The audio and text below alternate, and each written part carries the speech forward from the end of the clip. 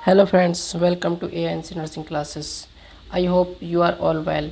तो आज इस वीडियो के अंदर डिस्कस करने वाले हैं न्यूरल ट्यूब डिफेक्ट। यह एक चाइल्ड हेल्थ नर्सिंग का टॉपिक है जो बहुत इम्पोर्टेंट होता है एग्जाम ऑफ पीयू से। तो न्यूरल ट्यूब डिफेक्ट होता क्या है?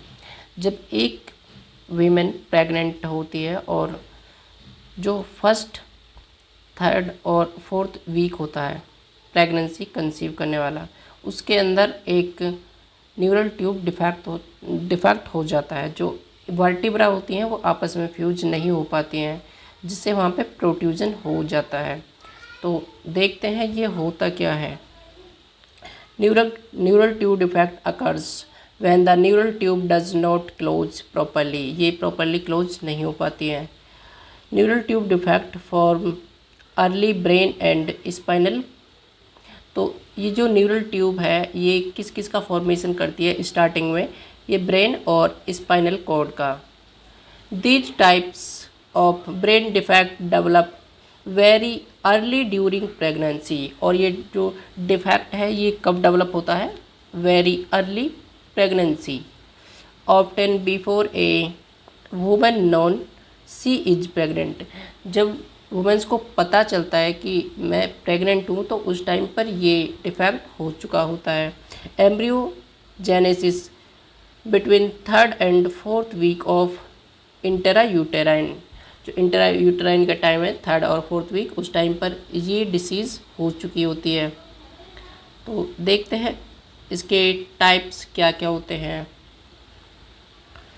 Neural tube defect divided into two parts, anterior and posterior. ये दो पार्ट में होती है, एंटीरियर और पोस्टीरियर के अंदर। जैसे मान लीजिएगा ये एक ट्यूब है, ये एंटीरियर है और ये पोस्टीरियर है। तो देखते हैं एंटीरियर के अंदर कौन कौन से पार्ट आते हैं। एंटीरियर एनिनसेफेली। एनिनसेफेली होता है anterior part. Absent of volt. अब देखते हैं वोल्ट क्या होता है। वोल्ट इसके अंदर आती हैं two frontal bone and two parietal bones, one occipital and upper border of temporal bone. जो स्कल होती है उसकी आउटर कवरिंग होती है वो होती है अपर बॉर्डर ऑफ टेम्पोरल बोन। और ये टू फ्रंट में होती हैं जो माथे पर होंगी आपके, और ये होती हैं टू पैराइटल जो साइड में होंगे, और वन ओसिपिटल ये बैक पोर्शन होता है। तो अब देखते हैं पोस्टीरियर पार्ट। पोस्टीरियर पार्ट के अंदर कौन सी एबनॉर्मलिटी आती है? तो पोस्टीरियर पार्ट में क्या होता है? Spinal bifida. स्पाइनल बाइफिडा के बारे में जानते हैं। Spinal bifida is a one of the most common anomalies of neural tube development seen in infant. ये कॉमन और जो न्यूरल ट्यूब डिफेक्ट है डेवलप होता है किसके अंदर? वो चाइल्ड के अंदर। It is the congenital defect of spinal column. ये किसके अंदर होता है? कंजेनाइटल डिफेक्ट है ये, कंजेनाइटल डिफेक्ट और स्पाइनल कॉलम के अंदर।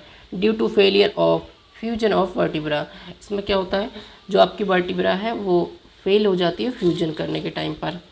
और ये विद और विदाउट प्रोट्रूजन, ये विद भी हो सकता है और विदाउट भी हो सकता है। प्रोट्रूजन का मतलब है कोई चीज़ अपनी कंडीशन से, मतलब नॉर्मल कंडीशन से बाहर निकल जाना। जैसे ये बाहर निकल गई स्पाइनल कॉर्ड, ये स्पाइनल कॉर्ड है और ये यहाँ से प्रोट्रूजन हुआ है। जैसे ये है, ये हुआ है प्रोट्रूजन।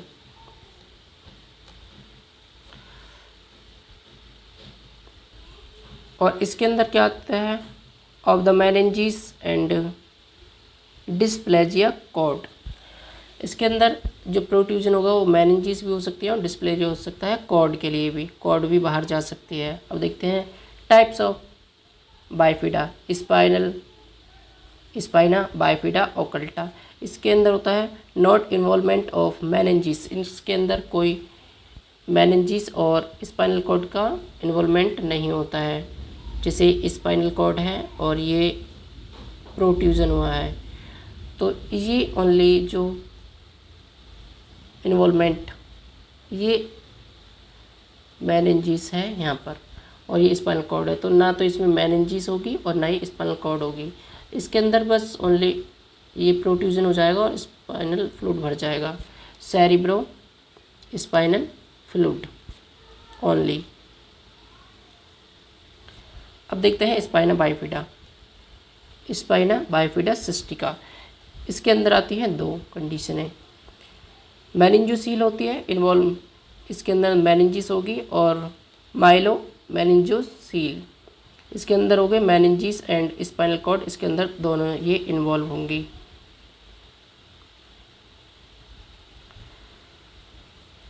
देखते हैं spinal bifida occulta.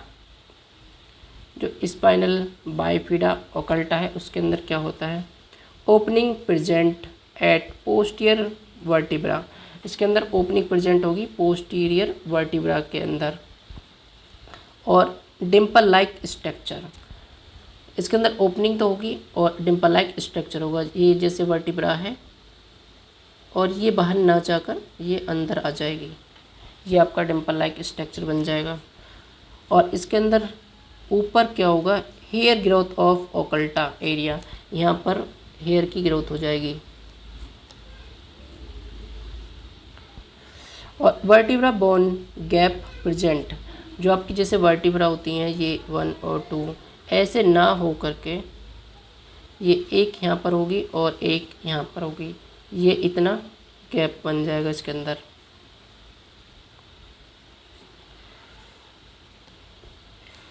Mostly lumbosacral, lumbosacral reason कौन सा होता है, ये L5 नंबर 5 और सैक्रल फर्स्ट, ये जो रीजन होता है इसको बोलते हैं लंबोसैक्रल रीजन। और इसके अंदर स्किन जो है इंटैक्ट हो जाएगी, no involve of meninges and spinal cord, और इसके अंदर ना तो मेनिंजिस और स्पाइनल कॉर्ड कोई इन्वॉल्वमेंट नहीं होगा। एब्सेंट ऑफ न्यूरोलॉजिकल डिफेक्ट, अगर जिसके अंदर नर्व प्रेजेंट नहीं होंगी तो उसके अंदर कोई न्यूरोलॉजिकल डिफेक्ट नहीं होगा।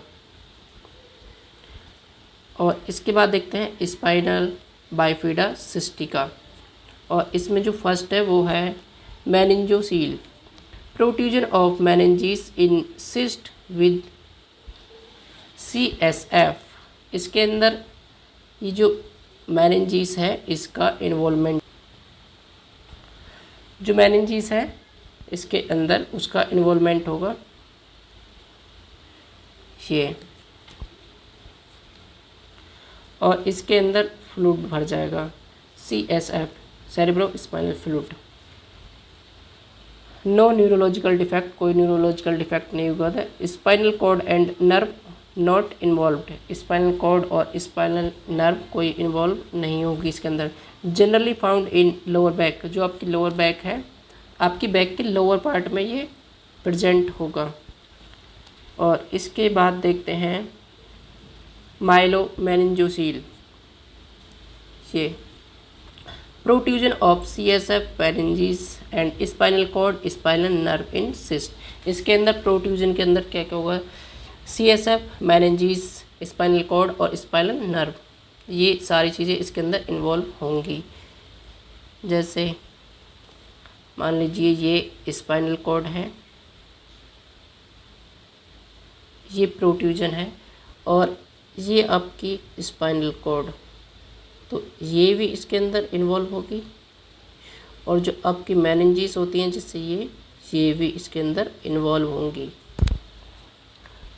तो आप डायग्राम से आप समझ रहे होंगे जो आपको बताया गया है।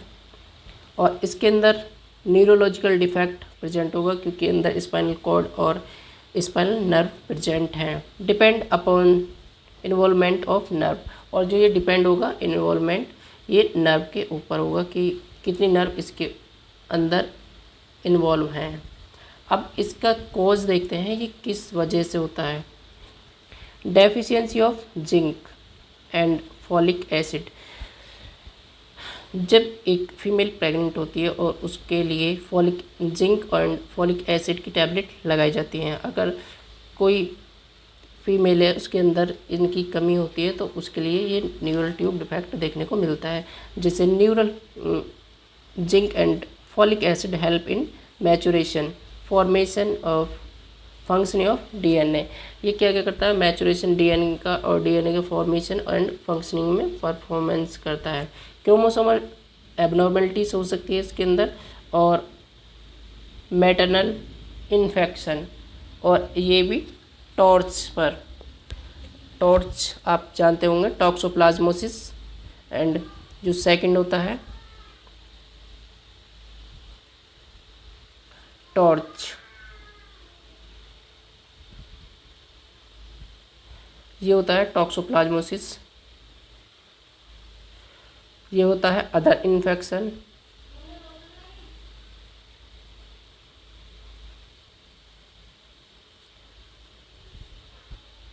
ये होता है रुबेला, और सी से होता है साइटोमेगेलोवायरस, और जो एच होता है उससे होता है हर्पीज सिम्प्लेक्स वायरस। और इसके बाद देखते हैं टेट्राजेनिक ड्रग्स, जो अगर एक प्रेग्नेंट वुमेन है उसके लिए ये टैबलेट दी जाती है, वेल्पोरिक एसिड और कार्बामेजेपाइन। अगर ये टैबलेट दी जाएंगी तो उसके लिए टेट्राजेनिक इफेक्ट हो सकता है। उसके अंदर फिर आते हैं अंदर प्रेजेंट होते हैं। फिर उसके साइन एंड सिम्टम देखते हैं। साइन एंड सिम्टम क्या क्या आएंगे, हाइड्रोसिफिलिस होगा, आपका जो ये हेड है या आपका स्कल होते हैं वो जो नॉर्मल एक साइज होता है उससे ज़्यादा इंक्रीज होता है, और ये ब्लैडर एंड बोवल डिसफंक्शन होगा, जॉइंट डिफॉर्मिटी होगी, ए डिम्पल लाइक स्किन और growth of hair over malformed vertebra. एक डिम्पल लाइक स्ट्रक्चर होगा वर्टिब्रा के अंदर, और उसके ऊपर जो होगी ये हेयर लाइक ग्रोथ होगी। External cyst present at birth, जो आपकी बैक है उसके ऊपर एक सिस्ट लाइक प्रेजेंट जैसे प्रोट्रूजन बना था, उसी के लिए बोला गया है।